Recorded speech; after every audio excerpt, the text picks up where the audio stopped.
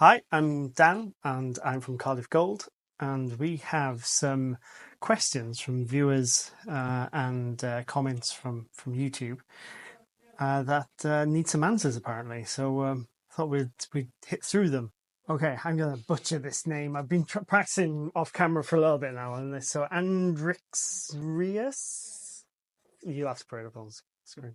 If I spend £36 on a silver coin, why is it that if I sell it the same day, I only get spot price? I understand that premiums are added to cover the costs of minting and distribution, but why is the resale value significantly lower? The disparity is something I struggle to understand. That's the key thing when it comes to all precious metals. So there is the fix or the live price, the line, and we sell just above it and we buy just below it. Now, when it comes to silver, it's a whole new kettle of fish.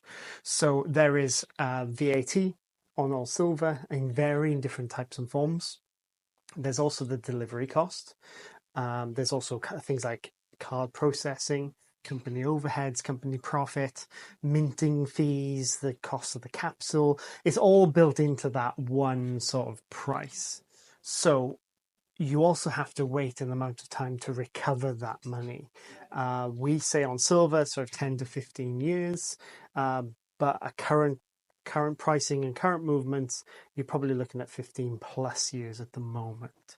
So sometimes silver can be a little bit more of a longer hold when it comes to prices. Expensive order 349. I would like to invest in physical gold, but I'm worried about not getting high quality gold, and I'm worried about delivery and storage.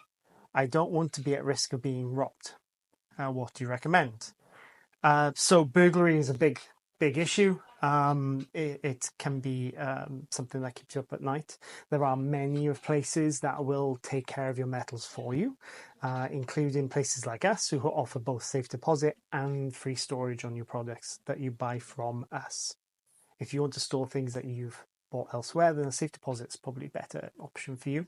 Some banks offer this service still, depends on your geographical location, but the best place to go would be a private vaulting company. When it comes to gold and making sure you're getting the high quality, so only buy from people who are selling official products. LBMA approved products are vital. So an example would be this metal ore. It's a 1 ounce bar, and you can see on there that there are the LBMA good delivery information, and then in this case the information is duplicated on the certificate that is built into the packaging. On metal ore particularly, there is a QR code that you can scan using their app that will allow you to work out the individual details of that bar. With coins, again, the information is built in, and you can see there it's 1 ounce fine gold, 999.9.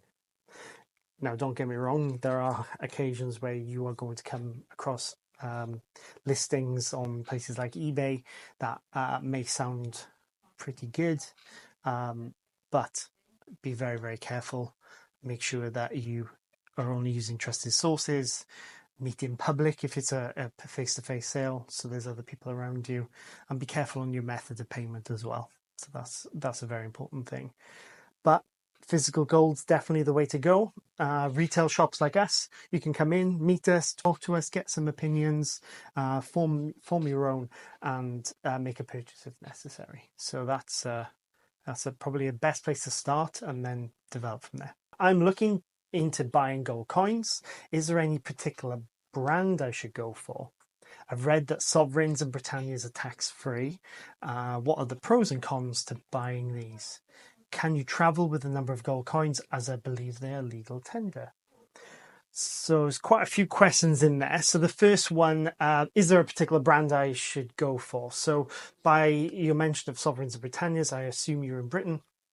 If that's right, then stick with British coins.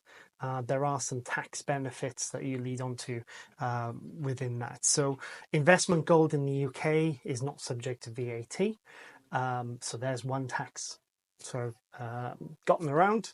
The other one then is when it comes to gold coins like the Britannia, it is legal tender. So on the back, it should say an amount in pounds, in this case, £100. That is not duplicated on sovereigns, but they are accepted as legal tender as well. Now, there is a big difference between legal tender and common tender or used tender, coins that you'd have in your pocket. So by legal tender, the reason they've given it legal tender status is so that you don't pay CGT, capital gains tax. And that is applicable when you sell it due to your personal tax situation, where you maybe other investments and things like that. So this would be void of any requirement to report your CGT on that particular coin. Pros and cons. I find that the Britannia is a little bit better buy. They are pure. You can see the value of them on most people's websites by the ounce fix, whereas sovereigns would be better or more complicated to work out, whereas Britannias are better to or easier to work out the value of. But both are very, very beautiful coins. Can't disagree with a good sovereign. And then traveling. So traveling questions come up quite often. So you sort of hint in your question about legal tender. So the difference between legal tender and common tender would probably come into play here. You can travel. You can travel to certain countries.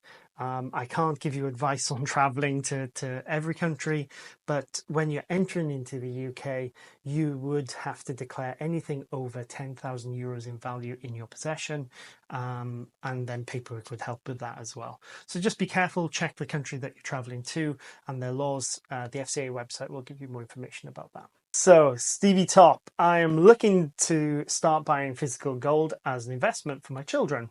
Good idea. I'm hoping to spend £80 per month for each of my 2 children. Is buying gold a good investment, or are there any other suggestions? So I am a huge fan of anyone buying gold for their children. The time that you have then to mature that investment is fantastic. You know, you're sort of looking at 18 to 20 years, 21 years, that kind of era. If you're looking for even longer, even better, not a problem. £80 a month, given the current market prices at the moment, you'd be looking at somewhere around £1 per month. So that may cost you a little bit more money. You may be better putting that £80 to one side, clubbing it all together and making one purchase per year. But it depends again on your personal finances. Silver could potentially be an option for you there. You know, again, with the time that you have, that could be a pretty good buy for you, especially Britannias, silver Britannias. I got one here. So yeah, silver Britannia could be a good option. A couple of them every month. Lovely little stack. And then as your finances grow and hopefully the gold price doesn't go too far, maybe you'll be able to buy in gold Britannias for them as well. So yes, buying gold is always a good investment of course, in my opinion. What you don't want to do is stretch your finances too much, and you should only be buying to the maximum of your affordability and nothing more. Don't lend to buy gold. Okay, very important. Okay, next one. I quite like watermelon. I also like watermelon. Is DigiGold pointless to invest in if you can just put it into gold coins? So DigiGold, ETF gold, paper gold, whatever you want to call it, is a derivative traded based on the price of gold. It doesn't suit everybody. It certainly doesn't suit me in my personal buying, mainly because I like holding it in my hand. I like having it and owning it. There have been some horror stories about people trying to take the gold that they've bought based on paper, and that just doesn't exist. So you are trading an imaginary bit of paper based on the price of gold. So it depends on what you're trying to do, whether you're trying to make some money on it or if you're trying to store your wealth for a later date. So if you're looking to store your wealth for a later date, maybe again for your children or for your retirement, then physical gold may be suitable for you. If you're looking at digigold, then maybe you're trying to make some money and trade for and against the gold price. So next question is Fatboy Craig. That's a very interesting username, Fatboy Craig. Why do people buy gold coins over bars? If you're buying gold for an investment or a store of value, wouldn't you be better off buying bars over coins? Yes and yes. Sometimes it's better to buy bars. The price, therefore the manufacturing cost, is largely responsible for bringing down the price of bars. So there's a lot less effort to make a bar like this as opposed to a coin like this. Now, there are significantly different benefits and pros and cons between the two different products. The first and the biggest, and it's normally the deciding factor, is CGT. So capital gains tax would be applicable on a gold bar. So based on the profit that you make, you may have to declare additional capital gains tax in that financial year. Now that does vary from person to person, trade to trade, and year to year. So it's worth checking with your accountant. If you don't have one, then certainly ask the question of someone who is very up to date with CGT rules and works in the accountancy sort of space. But yes, you're right. Sometimes bars are a better buy, especially in the smaller denominations as well. Much better. Next one then is Red-Headed Wonder 83. Is buying less than an ounce of gold worth it? I do not have the funds for an ounce of gold. Yes, of course. You can buy fractionals, you can buy grams. What you're going to be doing though is potentially paying a higher premium per gram. And the best way to work that out is to take the cost price of that item and divide it by the number of grams and then compare it against the live market rate. The closer you are to the live market rate, the better that price is. Ounce is probably the most traded weight of products. They are kind of a sweet spot between 1 ounce and 100 grams. When you go over 100 grams, the price per gram doesn't change as much. We say pennies than pounds. When you're under an ounce, the price per gram is a pound per gram difference. So as you get closer to an ounce, you'll start to pay less per gram. One thing I recommend to people is instead of buying 1 ounce, smaller denominations more regularly, buy 1 ounce less regularly. So maybe you've got 1 ounce every year or 2 years, then do that instead of buying 1 grams every month. Austrian Stacker, how did Brexit affect your business? I bought precious metals with thousands of euros from the UK PM dealer before Brexit. Now I'm buying from German and Austrian companies instead. I assume a lot of other EU citizens also stopped buying from the UK. Brexit hasn't really had a huge effect on us. That's mainly because we trade solely within the UK. It's very rare that we trade outside of the UK. We do purchase and import products from outside the UK. We purchase them from all over the world, whether that be from Germania Mint or Geiger, Umicore, Metalor, all these sort of brands. So Brexit hasn't really been a big issue for us. When Brexit sort of started kicking off, we were in the very infancy of our company. So the effects of that maybe have been absorbed over the time that we've been trading, and sort of a basic understanding of what's happening and how things have progressed.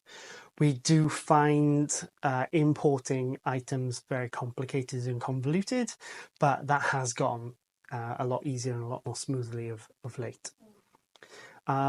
When it comes to EU citizens, we do see visitors from all over the world who come to our store. I hope to one day to meet you.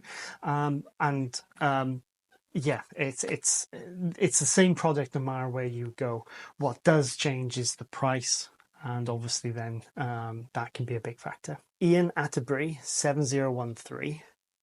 Why is VAT added to silver but not gold? So that's a question I get quite often. It's quite a complicated answer. So to sum it up, that is applicable in certain circumstances due to an EU directive. The reason for that EU directive is silver is a very industrialized metal and is used in many other factors. The gold that is not subject to VAT is what we refer to as investment gold, whereas silver is not, in its purity, is not technically always used for investment. So only gold over 99.5% is excluded from VAT on import. So that's the biggest difference. But hopefully one day they'll drop that VAT need with our silver. The Cranky One. That's a good name to see on here. To what extent are sales volumes of silver affected by VAT? And are there groups actively attempting to have the VAT end for silver? What is the outlook for that happening? It's highly unlikely that any government would drop a tax that they have been charging for some time. It brings in an amount of income that is probably vital in their pockets rather than ours. So it's highly unlikely they will stop that on silver, although I'd love to see that. Volumes of sales for silver for us are very up and down. It changes month to month as as the price of silver goes up and down, and also supply. We do get lots of questions around silver, so we don't have any shortage of silver. We don't see any shortage of silver. We have access to hundreds of kilos on a day-by-day basis, and I don't see that becoming any tighter anytime soon. What we would like to see is obviously more people picking up silver as the price of gold just gets a little bit too high, but that does change with us quite dramatically. When it comes to VAT, a lot of my products are based on what we call VAT margin scheme. So it's products that we've bought from members of the public that VAT has already been paid on. So we include VAT in our price because we pay the VAT on your behalf based on our amount of profit. So it's the most cost-effective way that we can sell silver with the VAT applicable. Send to Georgie. Can a visitor, when leaving the UK, claim VAT on silver bullion purchased in the UK? So, to my understanding, and I'm not, this isn't my area, I'm not a VAT specialist, but yes, you can claim VAT back, I believe, using the retail export scheme. That, depending on the government in at the time, does change whether or not you can or can't. So it's worth checking up on the rules and getting a little bit better information, and use the powers of Google and things like that. If in doubt, there are telephone numbers that you can call when you're in the UK to work that out. Stanislaw 93, Dan, how popular are the gold Krugerrands in your store in comparison to the sovereigns, Britannias, and other bullion coins? So we see Krugerrands almost daily. They come into our store. They don't sell as often as we would like. It's a shame because they're beautiful, beautiful coins. But with the tax benefits of Britannias, gold Britannias are probably our most popular product. We sell hundreds of them every month. Same for sovereigns. Sovereigns don't last in our store very long. As soon as they come in, they're normally picked up by someone who's visiting very soon after. We don't see a huge amount of Philharmonics or American coins. They're very hard to get in the UK, particularly in this part of the UK. So gold Krugerrands, we see them often. They don't sell very often, but Britannias and sovereigns certainly do. Thanks everyone for your questions over at Reddit and YouTube. Love reading them. Keep sending them. Never a problem. So maybe we'll make another video soon. And yeah, so I'm Dan. I'm at Cardiff Gold, down in Cardiff in South Wales, www.cardiffgold.co.uk. See you soon.